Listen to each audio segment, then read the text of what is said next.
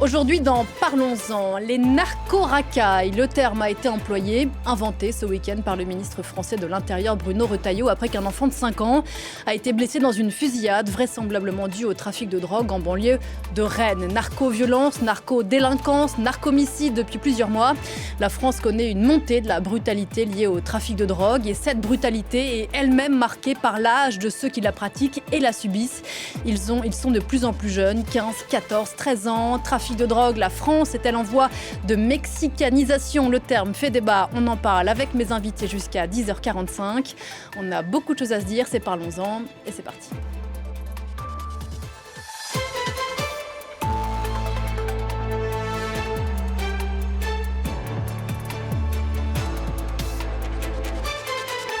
Et bonjour Jean-Michel Descugis. Bonjour. Bienvenue sur ce plateau. Grand reporter police-justice au quotidien français Le Parisien, co-auteur de Tueurs à gages, enquête sur le nouveau phénomène des shooters qui vient de sortir chez Flammarion. Bonjour Fabrice Risoli. Bonjour. Spécialiste des mafias, enseignant à Sciences Po, vous signez La gangstérisation, une mondialisation des réseaux, article paru dans le nouveau numéro de la revue Questions internationales de la documentation française, qui est précisément dédié, on le voit, à la gangstérisation du monde. Un trafic de stupéfiants en France en plein boom, hyper rentable, qui alimente des groupes criminels de plus en plus puissants. Rentrons dans le vif du sujet tout de suite. Est-ce que la France, Jean-Michel Descugis, est en train de devenir un narco-État?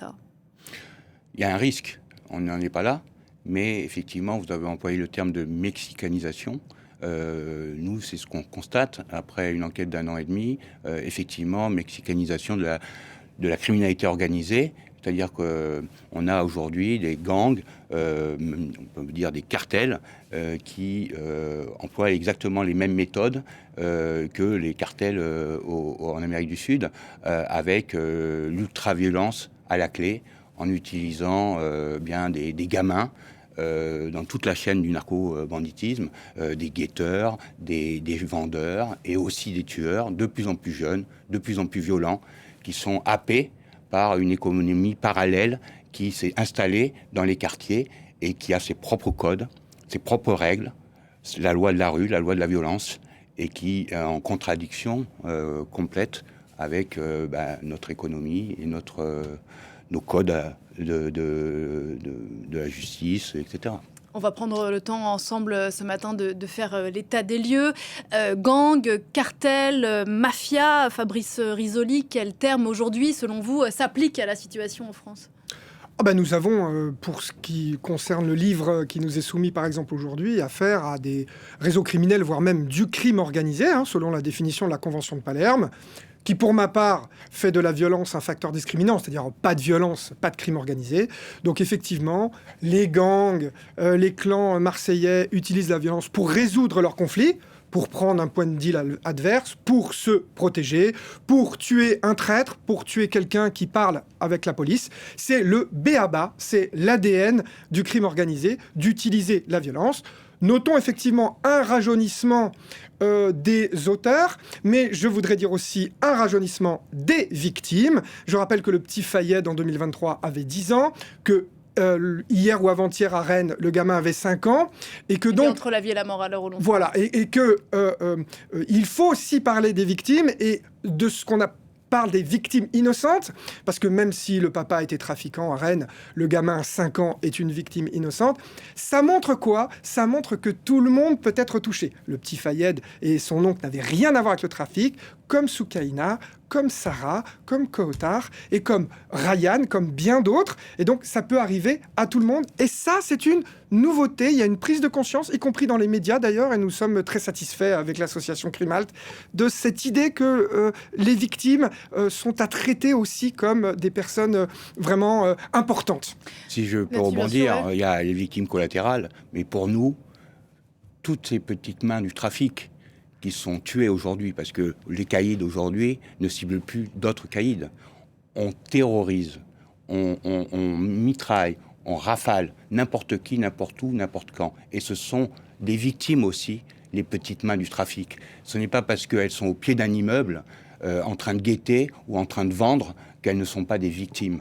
Et ça, c'est ça qui a changé. Et c'est pour ça que le terme a changé aussi. On ne parle plus de règlement de compte, on parle de homicide, parce que justement, il y a une dépersonnalisation des victimes. Aujourd'hui, si vous voulez, un gamin de 13 ans qui guette au pied d'un immeuble, pour moi, c'est une victime. Parce que s'il en est là, c'est qu'il a été happé, c'est quelqu'un qui est en échec scolaire, qui est en rupture familiale, en rupture sociale, et qui est happé par ce système parallèle d'économie souterraine qui a été mis en place, qu'on a laissé mettre en place dans les quartiers depuis 30 ans. On a laissé s'enquister le trafic de drogue, et aujourd'hui, on a un effet boomerang. C'est-à-dire qu'on nous avait tous les jours des gamins qui sont déscolarisés et qui rentrent dans ce système pour un gain, parce qu'ils sont dans une quête de valorisation de leur existence, une quête de gloire, parce qu'ils se rêvent en héros, en guerriers. Ils utilisent des armes qu'ils ne savent pas manier. On leur donne un point GPS, une photo. Ils ne savent même plus pas qui ils vont tuer. Ils ne connaissent tout juste le surnom de leur commanditaire. Et ça, c'est un vrai sujet, un vrai problème. C'est pour ça qu'aujourd'hui, même ceux qui trafiquent au pied des cités, ce sont aussi des victimes. On va revenir sur ces gamins, comme vous dites, qui pratiquent cette ultra-violence et qui la subissent, mais aussi sur les victimes collatérales. Mais avant d'aller plus loin, pour ceux qui ne sont pas forcément familiers de ce qui se passe, et pas qu'à Marseille en France, mais en l'occurrence, c'est là qu'on va aller il y a une dizaine de jours à la cité de la Castellane, dans les quartiers nord de Marseille, donc vitrine de l'opération Place Net XXL contre le trafic de drogue.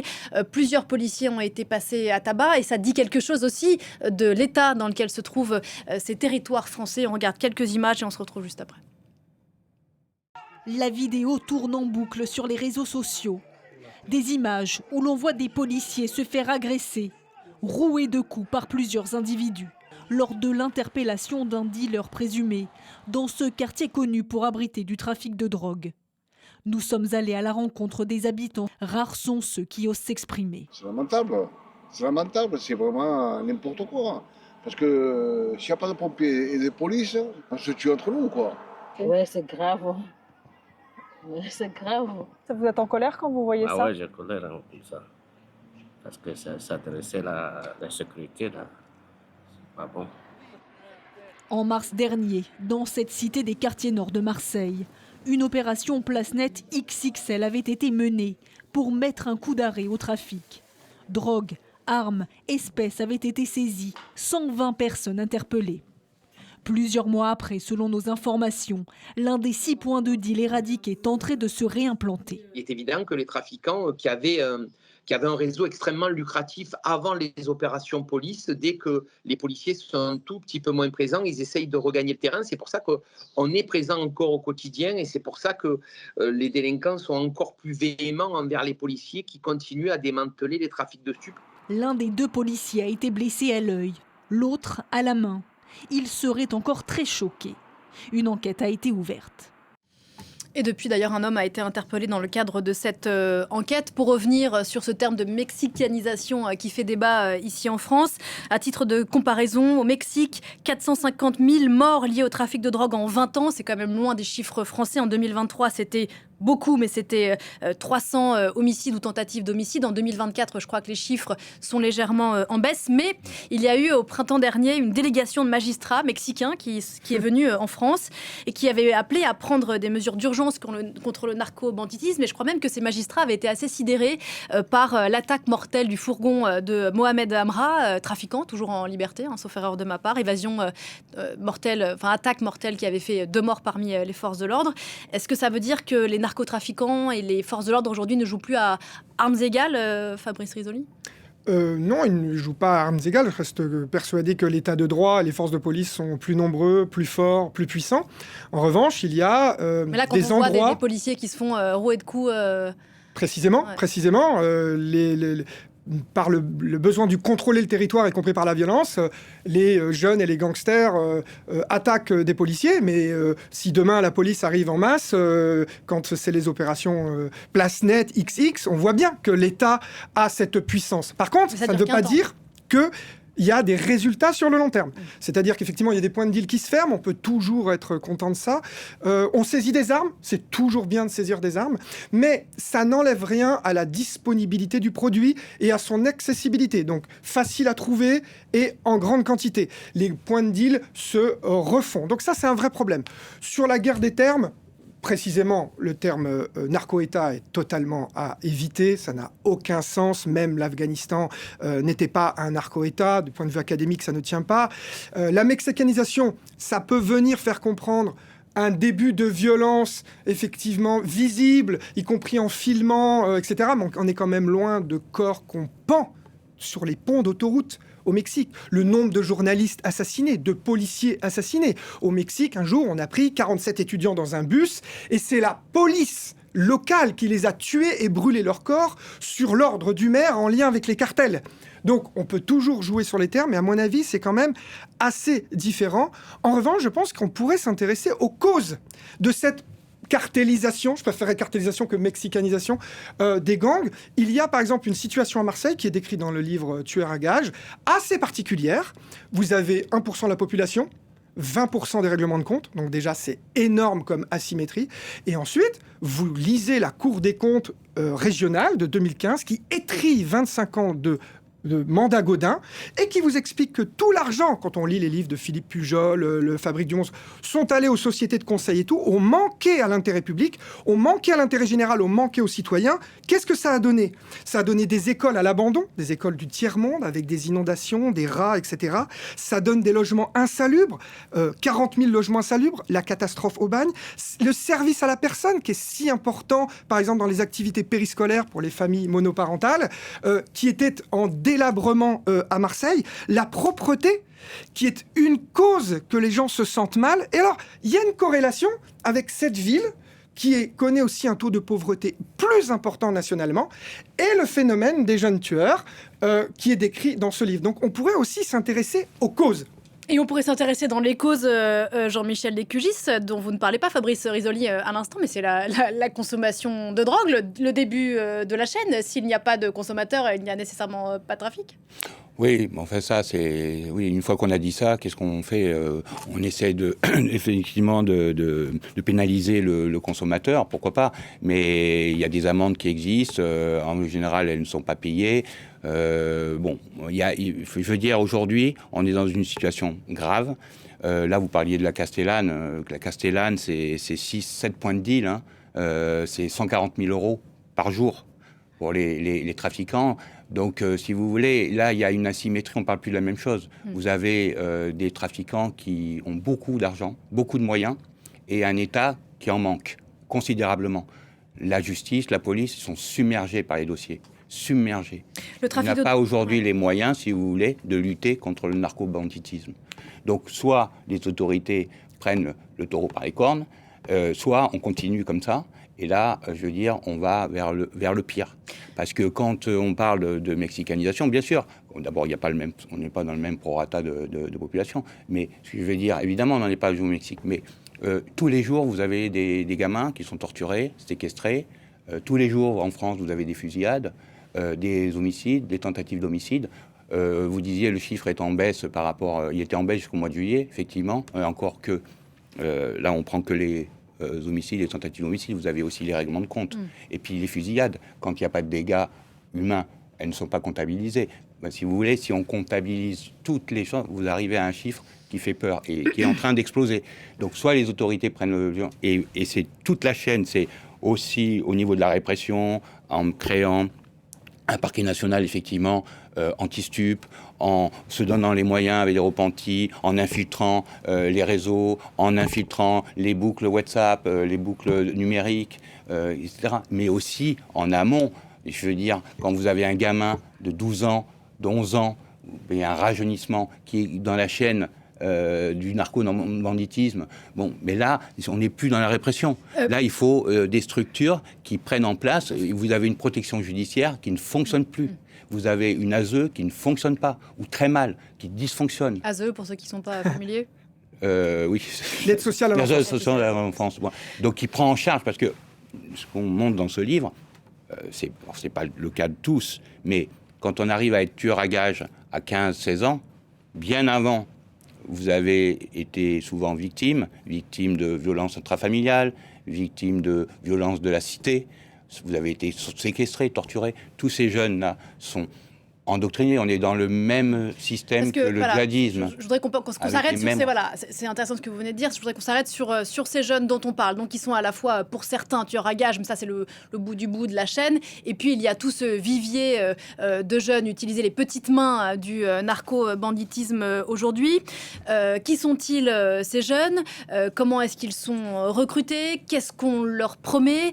Et quel est leur rapport avec ces cartels, Fabrice Risoli, si on devait faire le portrait des petites mains du narcotrafic aujourd'hui en France? J'aimerais bien qu'il y ait des enquêtes scientifiques, académiques, sociologiques sur le thème, mais c'est quand même extrêmement rare. Simplement, pour ceux qui ont grandi dans une cité et pour tous les témoignages qu'on peut obtenir d'autres pays, si vous vivez, par exemple, dans une famille monoparentale, mais pas que, où le père en général n'est pas là, les pères sont pas là à Marseille, c'est quand même un problème. Et que vous grandissez et que le clan vous attire, la puissance du clan, les grands d'une manière générale. La puissance de « je te donne 50 €, tu vas me chercher un sandwich, le sandwich a coûté 10 avec la boisson, et je te laisse la monnaie ». Nous avons rencontré des gens qui ont fait des grandes carrières de trafic de drogue en Italie. Ils m'ont dit « je me suis fait acheter pour une paire de baskets ». Quelqu'un qui est devenu un prêtre, son meilleur ami en Italie, il nous a dit on m'a acheté un blouson. Voilà sur quoi ça repose déjà. La porte d'entrée. La rentrée dans le clan. Et on est fiers de ça. Il y a aussi cette mère qui vendait la drogue dans le clan et qui aidait le gamin à faire les devoirs. Pendant ce temps, lui, il empaquetait la drogue. Donc il faut comprendre les mécanismes. Ça, c'est les profils pour rentrer dans le trafic. Après, tous ne passent pas la capacité de tuer des gens. Et là, dans le livre Tueur à gages, on a quand même parfois une variété de profils qui sont très intéressants. On a quand même des situations économiques et familiales très... voilà. Et donc, le profil, il est là, il y en a quand même pas beaucoup, mais ça commence à être un phénomène préoccupant. On revient quand même sur les causes. C'est-à-dire que Marseille, c'est 9,3% de chômage, c'est plus que ça, c'est... Une personne sur 4 en dessous du seuil de pauvreté, c'est énorme. Les inégalités sont énormes à l'intérieur de la ville, avec l'arrière-pays économique, l'Interland, comme on dit en géopolitique, Aix-en-Provence. Si vous prenez les grandes villes françaises, donc Paris, Lyon, Marseille, Bordeaux, Nice, Strasbourg, la pauvreté de Marseille est affligeante à côté de ces villes. Ça explique quand même... Le problème, c'est qu'aujourd'hui... Ça s'étend à d'autres villes que Marseille, Grenoble, on parlait de Rennes tout à l'heure. C'est le centre névralgique, Marseille. Et au Marseille est un centre névralgique, effectivement, mais qui a exporté, si vous voulez... Bon, aujourd'hui, il y a un groupe criminel qui se dégage, c'est la DZ Mafia, qui a gagné sa guerre contre son clan rival Yoda. Aujourd'hui, ils ont externalisé un savoir-faire. C'est presque une franchise, aujourd'hui, la DZ Mafia, c'est-à-dire que, en fait, exactement sur le même système qu'un cartel, c'est-à-dire que par l'ultraviolence, ils ont réussi à s'accaparer des territoires, ils ont imposé leurs règles, leurs prix, dans certains territoires, ils font des alliances de circonstances, ce sont des espèces de fédérations d'associations criminelles, on se revendique d'eux, ils apportent un savoir-faire, une main-d'œuvre, des armes. Quand il y a un conflit dans une cité, par exemple à Nîmes, la mort de Fayed, il y a la DZ Mafia qui est derrière. Pourquoi ? Parce qu'il y avait un clan qui était en train de perdre la guerre contre un autre, eh bien, il a fait appel à la DZ, ils sont arrivés. En même temps, ils prennent une dîme, ils prennent le marché, et c'est un peu ça, si vous voulez, ça s'étend, c'est comme ça que ça s'étend. Donc Marseille, oui, une ville très pauvre, mais aujourd'hui, on voit bien qu'il y a un mimétisme. Les fusillades, là, c'est à Rennes.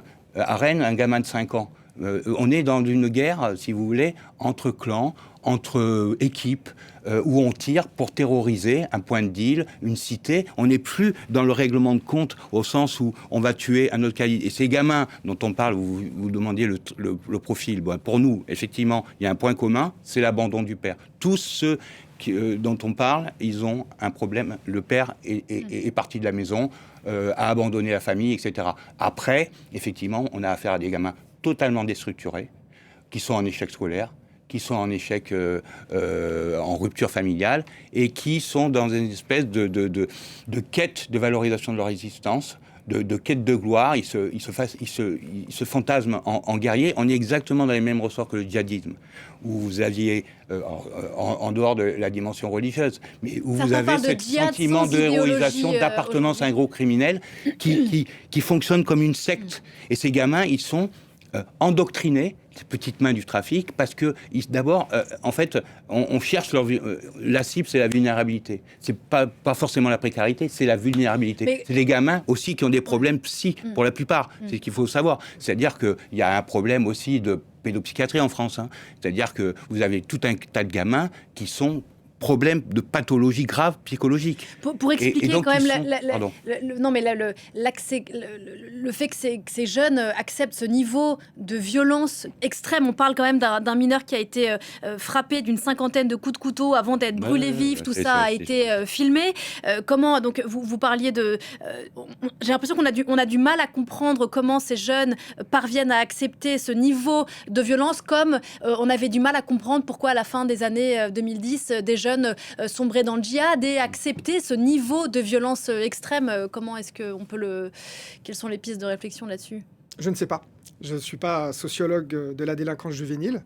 Ce que je peux vous dire, c'est que le commanditaire du jeune qui lui a dit d'aller tirer dans une cité, jeune de 14 ans qui s'est fait larder de coups de couteau et brûlé vif, le commanditaire lui promettait 50 000 €. Alors, qu'il n'aurait sans doute jamais vu d'ailleurs, non ? C'est ce que j'allais dire. Ou pas. Il aurait peut-être eu une partie. Et puis de toute façon, il aurait été tenu après par le clan. Malgré tout, le fait de promettre et le fait de récidiver plus tard et de commanditer quelqu'un d'autre, ça veut dire que quand même, toutes ces personnes qui commanditent leur assassinat en prison ont quand même des moyens financiers, parce que par exemple, il y avait quand même une équipe qui est venue le chercher à la gare qui l'accompagne. Donc il y a quand même des moyens financiers. Donc je voudrais dire que je suis complètement d'accord. Au-delà de la pauvreté, comment on s'attaque à ces réseaux criminels et on assèche une partie de leurs ressources, là, il y a un manque de moyens. Encore une fois, je voudrais citer la Cour des comptes, pas la Cour régionale des comptes de 2015, mais la dernière, qui évalue la politique publique de lutte contre la drogue. Elle invite les services de police à éviter la communication, donc communication place nette, CRS, etc., même s'il peut y avoir des avantages à cela. Je rajouterais la communication autour des saisies de drogue. Nous sommes obsédés par la saisie, alors on en saisit plein. Je rappelle que les cartels colombiens ont fait doubler leur production en 10 ans et qu'il n'y a aucun problème pour avoir aujourd'hui de la cocaïne, même si on saisit les 3/4 de la cocaïne qui arrive sur le territoire. C'est comme ça. En revanche, la Cour des comptes demande à faire plus d'enquêtes de fond, elle dit souterraines, pour remonter les filières. Et là, on a un problème de moyens. La même Cour des comptes, mais une autre, sur la police judiciaire, dit, avec les départs en retraite, il nous manque 20 000 officiers de police judiciaire. Les officiers de police judiciaire, c'est ceux dont on a besoin pour faire les filatures, pour faire les gardes à vue, pour faire des beaux procès-verbaux, pour faire des enquêtes patrimoniales. Et là, on a un vrai problème. On a 2 fois moins de juges en France que dans la moyenne de l'Union européenne. Le dernier rapport de la Commission européenne 2023 est sorti en 2024. Là, il est disponible sur le journal Le Monde. Rien n'a changé. 141 € sont dépensés par les Allemands, par habitant, par an pour sa justice hors prison, car la prison, c'est ce qui coûte le plus cher, juste pour la justice. Nous, 74 €. Donc les magistrats sont débordés. Crimalt a fait voter la confiscation obligatoire des avoirs criminels en avril 2024. C'était une peine complémentaire. Problème, il va falloir des moyens pour aller chercher cet argent. Là, on a un enjeu majeur, y compris pour réduire l'emprise des chefs sur les délinquants mineurs. Le temps du narcotrafic aujourd'hui n'est pas celui ni de la justice ni de la police française. Ça va beaucoup trop vite. On est en retard. Les voyous, de toute façon, depuis toujours, sont toujours en avance sur la police, sur les autorités. Donc ça continue. Et quand vous parlez de mots, là, narco, racaille, mais les mots, on est toujours à la traîne aussi, les mots. C'est ça. De la réalité, il y a une réalité, on peut mettre les mots qu'on veut dessus. Ce qui est sûr aujourd'hui, c'est que vous avez une situation qui est grave, que c'est pas nouveau, mais qu'il y a eu une accélération et qu'on est dans un processus d'accélération. Il y a, je veux dire, ce phénomène de tueurs à gages, de jeunes tueurs à gages, qui sont recrutés sur les réseaux sociaux par des caïds qui sont en général à l'étranger ou en prison et qui, depuis la prison, continuent à faire fructifier leurs affaires, à commanditer des meurtres, etc. Ça aussi, ça il est apparu en 2022, vraiment, réellement. Mais en fait, c'est le confinement, si vous voulez, qui a un peu tout chamboulé. Il y a eu, à ce moment-là, il y avait un problème de déplacement, de contact, et donc il y a eu un recours à l'ubérisation, à la sous-traitance, et aujourd'hui vous avez une sous-traitance du trafic de drogue, comme vous avez une sous-traitance dans toute l'économie nationale et internationale. Et les voyous, et bien si vous voulez, les caïds, ils sont exactement dans le même système capitalisme libéral agressif. Et aujourd'hui en France, on n'a pas les moyens d'empêcher un caïd depuis sa cellule de prison d'aller regardez, vous des parliez, monsieur parlait de Hassen, donc Hassen, le fameux Hassen qui a 24 ans, qui donc a commandité ce jeune de 14 ans et qui a fini par tuer un chauffeur de VTC. Bon. Qui n'avait absolument a priori rien à voir avec l'histoire. Voilà. Une victime innocente. Au mois d'avril avant, c'est quelqu'un qui est à l'isolement en prison. Donc on sait il avait déjà utilisé un téléphone en avril, il le réutilise en septembre, et un an avant, il avait commandité un gamin de 15 ans de la région parisienne, un peu avec des problèmes psychologiques, il avait pour mission de venir tuer quelqu'un à Marseille. On ne peut rien faire contre ça ? Mais c'est pas qu'on peut rien faire, c'est que là encore, vous avez vous avez des problèmes de... il faut utiliser des brouilleurs, 20 prisons aujourd'hui seulement ont ce système de brouilleurs, ça handicape les quartiers autour, etc. Donc voilà, il y a un problème. On a une mexicanisation des prisons aussi. Je veux dire, aujourd'hui, vous avez une prison Luynes Aix-en-Provence, là, qui est devenue ingérable, où tous les jours, vous avez des coups de couteau entre détenus de clans différents, où maintenant, on commandite des meurtres de l'extérieur à l'intérieur des prisons. On est exactement sur un système au Mexique. Alors évidemment, on n'en est pas avec la même proportion. Un agent pénitentiaire sur 80 en France. Ouais. Un agent pénitentiaire sur 80 détenus. Et vous ne pouvez pas empêcher les ordres de passer. Il y avait le risque de corruption. On va marquer une courte pause et on se retrouve pour poursuivre la discussion dans 2 minutes. À tout de suite.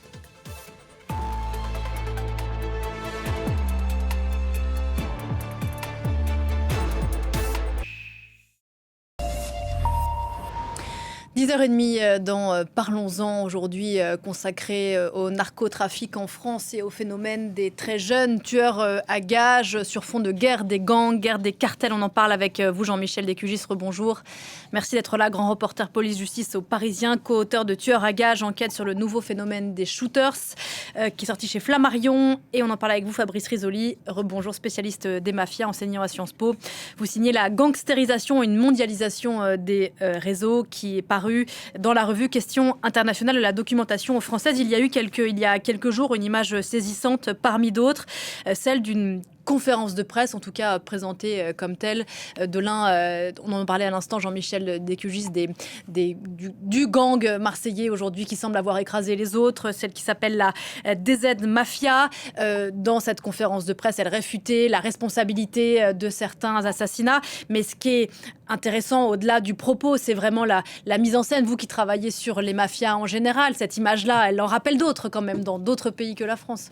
Oui et non. C'est-à-dire que, quand même, le crime organisé a pour objectif de ne pas se vanter. C'est le underworld, c'est se cacher, même si sur le territoire, tout le monde sait qui est mafieux, gangster, etc., mais sur l'échelle locale. Mais cette profusion, comme ça, diffusion à l'international, j'ai envie de dire aujourd'hui, c'est quand même assez rare. Et puis, la plupart du temps, même si les cartels mexicains, par exemple, vont faire une espèce de conférence, c'est pour se vanter d'avoir fait quelque chose, pour amplifier le phénomène. Là, en l'occurrence, c'était pour dire c'est pas nous. Alors voilà, c'est pour dire c'est pas nous. Alors quand même, petite réflexion quand même de Crimalt. Est-ce que celui qui a envoyé le jeune de 14 ans tué, qui finalement a fait une victime innocente, le chauffeur de VTC, est-ce que ce commanditaire aurait-il dénoncé son sicaire s'il n'avait pas tué une victime innocente? Donc même chez les gangsters, il commence à y avoir un problème sur le fait que n'importe qui peut être rafalé à la Kalachnikov et non pas seulement le concurrent. Le concurrent, pour eux, c'est normal. Il doit mourir, c'est leur job, c'est comme ça. Est-ce qu'il y aurait eu une conférence de presse, même s'ils ne le disent pas, s'il n'y avait pas eu cet assassinat d'une victime innocente, le VTC? Dans la conférence de presse, bien sûr, ils disent pas ça, ils disent... Nous n'avons pas besoin de jeunes de 14 ans. Mais précisément, qu'est-ce qui s'est passé? Le jeune de 14 ans, vous le dites, inexpérimenté, sait pas faire, etc., déconnecté, voilà, finalement tue, peut-être par erreur, enfin, entre guillemets, le coup est parti sur le ou parce qu'il ne veut pas s'arrêter. Donc on a quand même quelque chose ici de l'ordre de la prise de conscience qui est fait d'une certaine manière, qui est totalement atypique. Je pense qu'il faut aussi garder ça à l'esprit. Jean-Michel.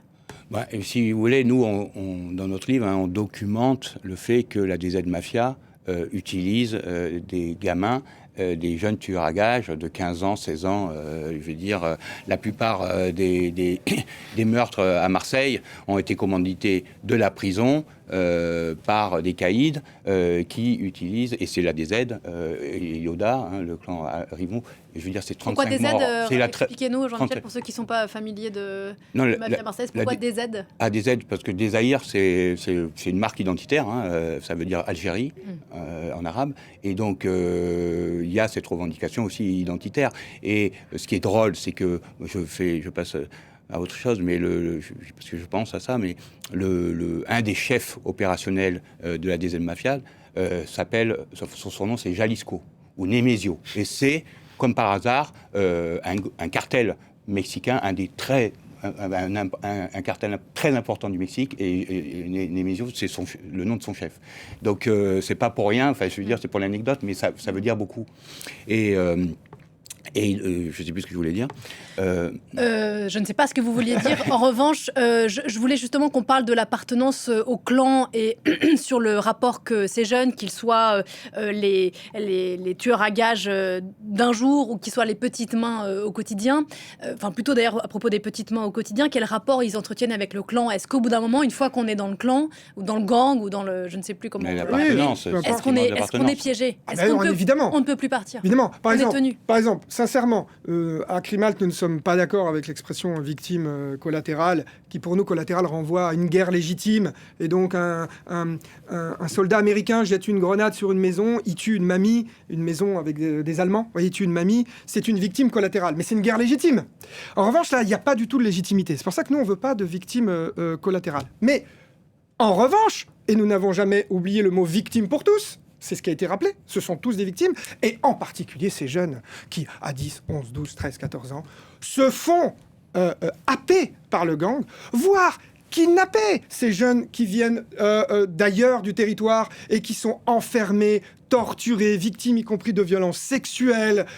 C'est horrible. Et d'ailleurs, le procureur de Marseille a bien raison de vouloir ici mettre l'infraction de traite des êtres humains.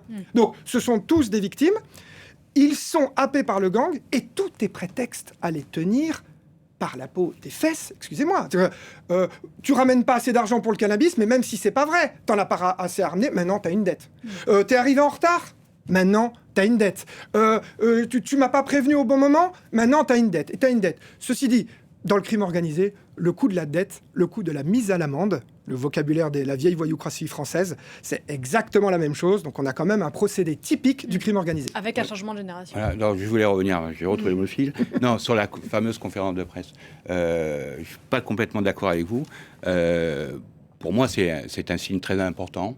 D'abord, c'est inédit en France. C'est la première fois que vous avez un groupe criminel qui fait une conférence de presse et qui revendique, parce que ce qu'ils disent, c'est on a des hommes, on a des armes, on peut, nous, intervenir quand on veut pour faire la guerre, etc. Et ils se dédouanent effectivement de ce meurtre du VTC, mais on vous montre que dans notre livre qu'ils en ont commandité bien d'autres. Et surtout, si vous voulez, ils travaillent leur image. Ils ont besoin de donner une bonne image, ou en tout cas une image dans les quartiers où ils recrutent, et ils ont besoin d'avoir une espèce d'éthique, entre guillemets, une apparence d'éthique. Et c'est pour ça qu'ils font cette conférence de presse, parce qu'ils sont en train de changer de statut, en tout cas de vouloir changer de statut. Ils sont un cartel pour nous, et ils ont tendance à devenir un groupe criminel mafieux, parce que ces derniers mois, ils ont étendu leur activité criminelle. Ils font du racket. Et ça, c'est tout à fait nouveau pour la DZ Mafia. Donc ça veut dire qu'ils essaient... Il y a des signes faibles de corruption d'élus, à Marseille notamment, de surveillants, de policiers, de greffiers, de douaniers. Et ça, c'est le propre de la mafia. C'est-à-dire, la mafia, elle est dans l'ombre. Alors aujourd'hui, ils revendiquent, ils se montrent, etc. Il y a l'ultra-violence, mais leur désir, c'est d'aller vers un groupe criminel mafieux, comme dans les années, c'est vous qui êtes spécialiste, mais dans les années 2010, à Naples, dans le sud d'Italie, avec la Gomorra, vous avez cette idée où on va vers un groupe criminel mafieux. Mais est-ce qu'ils ont les moyens aujourd'hui de se représenter comme la ils se mafia posent en napolitaine interlocuteur, en tout cas, de l'État. Ils disent, voilà, c'est nous. Ouais, on a des hommes, on a des armes, on est prêt à intervenir.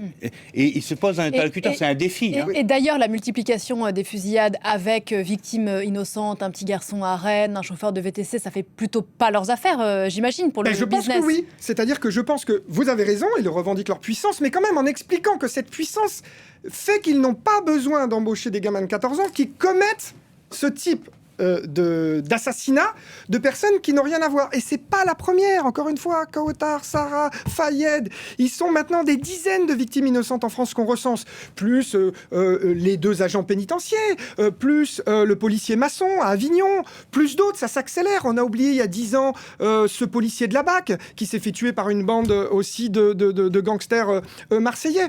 Donc, cartel, c'est pas mal quand même comme mot.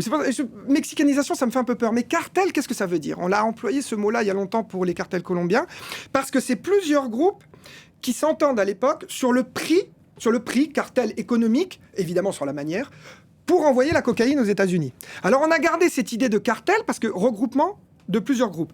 Et là, ce qu'on voit, c'est peut-être un groupe plus puissant que les autres, la DZ Mafia, qui absorbe d'autres petits groupes, parfois par la violence, parfois par le consensus, parce qu'on va aller chercher à Nîmes, on va aller chercher à Cavaillon, on va aller chercher, etc. C'est pas mal, la notion de cartel. Et vous avez raison d'attirer l'attention sur la montée en puissance possible avec d'autres indicateurs que la violence. C'est totalement vrai.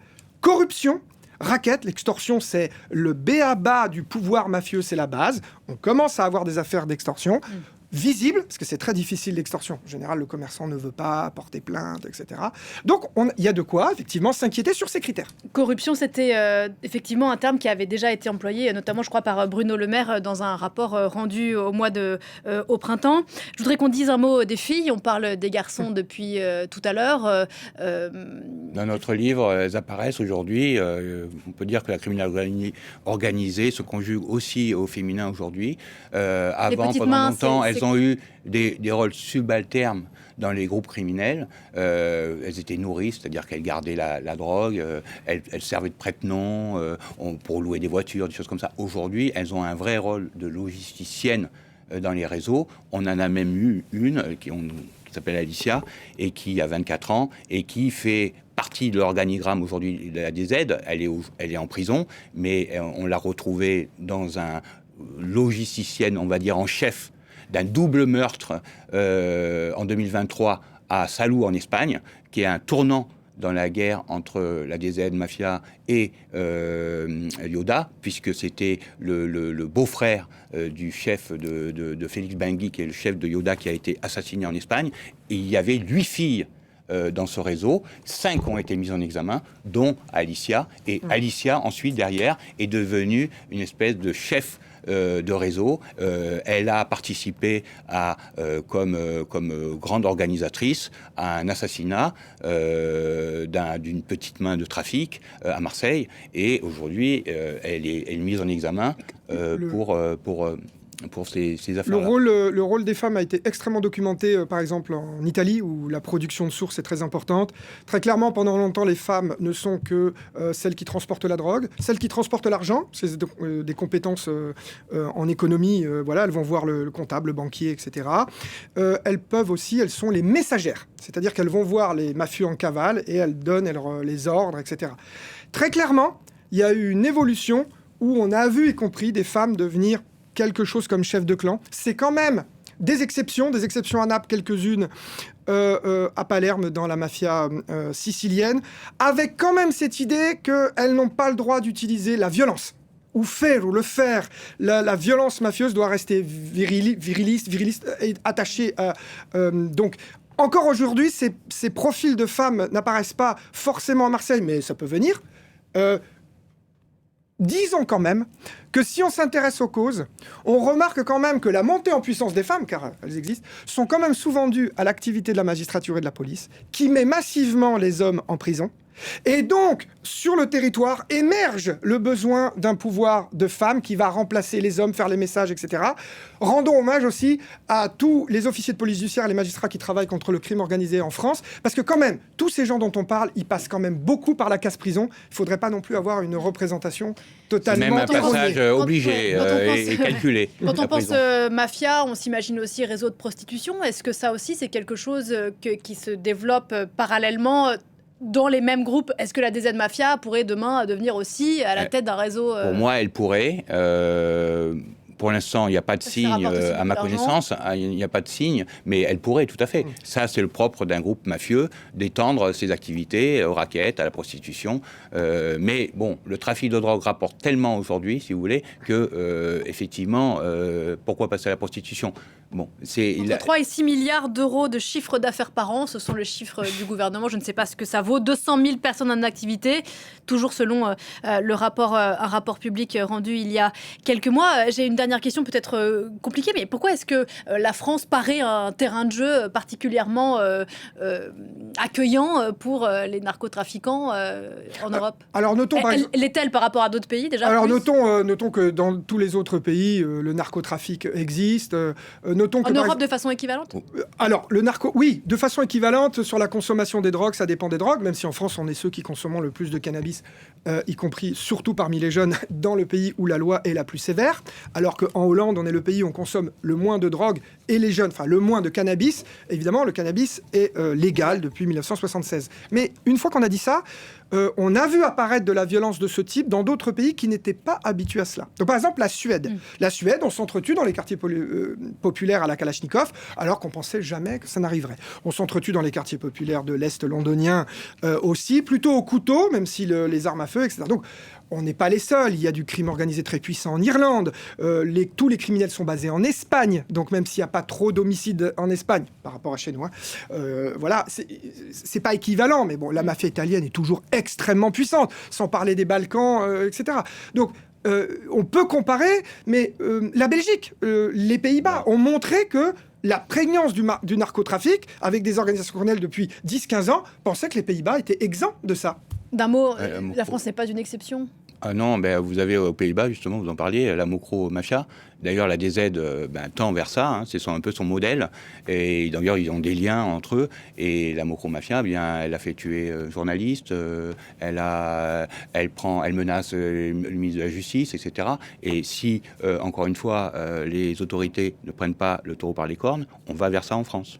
En attendant, l'IGPN, Jean-Michel Descugis, a ouvert une enquête à propos de votre livre, à vous, La police des polices, enquête sur le nouveau phénomène des shooters tueurs à gages, qui est sorti chez Flammarion.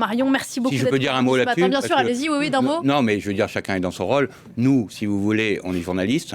On peut comprendre qu'un juge s'étonne de voir des pans entiers possible violation du secret de l'enquête. Voilà. Mais si vous voulez, nous, à partir du moment où il y a 49 morts à Marseille en 2023 et où vous avez des fusillades continuelles en France, on essaie de notre travail, de documenter ces nouveaux phénomènes, d'essayer de comprendre pourquoi on en est arrivé là. Et donc, c'est notre travail du journaliste. Et une chose, c'est qu'on a une pierre angulaire de notre métier qui est la protection de nos sources. Et évidemment, nos sources seront protégées. Voilà, enquêter n'est pas un délit, à la différence du trafic de drogue. Merci encore Fabrice Risoli, spécialiste des mafias, enseignant à Sciences Po, la gangstérisation, une mondialisation des réseaux dans la revue Questions internationales de la documentation française. Merci beaucoup messieurs. Tout de suite le grand format, parlons-en, on se retrouve pour le journal de 11h, à tout à l'heure.